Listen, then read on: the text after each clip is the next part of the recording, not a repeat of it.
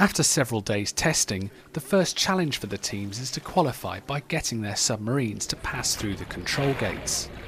The technically demanding nature of the challenge allows NATO to engage young people in a growing area of marine research.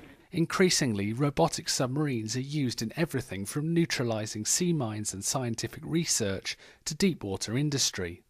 Of recent interest, the Gulf oil spill, they've been using a huge amount of autonomous technology there because obviously it's very deep, and we can actually send unmanned robots in to do an awful lot of the filming and sensing of just how bad the problem is without putting human beings into harm's way. The submarines are tracked by the judges on a screen using sonar. You can see here as the submarine tracks the harbour wall autonomously with no input from an operator. Well, we just qualified, and we've been trying for a few minutes. We had a few wireless problems, but it's nothing that we can't solve. A bit of internet trouble. Last night was a particularly short one, ended about 2:30, 3 o'clock. But back up at 8 o'clock. Yeah, it's only for a few days, so you can keep doing it for a while, and then we'll go home, won't we? As usual, at this point of the competition, everyone's on sort of tenterhooks because you just want to make sure you're in and just do enough to get through the qualifying, and then we'll start, once we've got everything basically working, then we'll start trying to do a little bit more. Qualification comes easier for some than others, as frantic reprogramming irons out the bugs in the software. It's late into the final qualification session, and the University of West England are still trying to get their run in. What happened? Did you qualify? Yeah.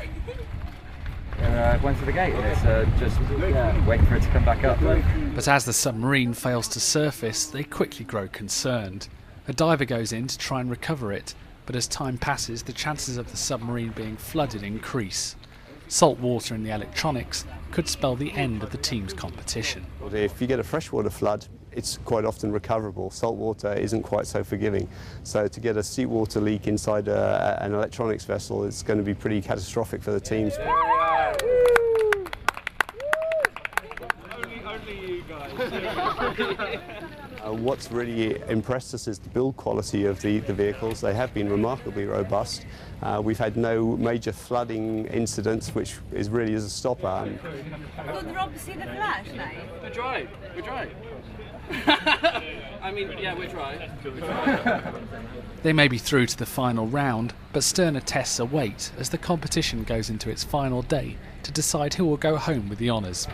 This is David Heathfield for NATO Channel in La Spezia, Italy.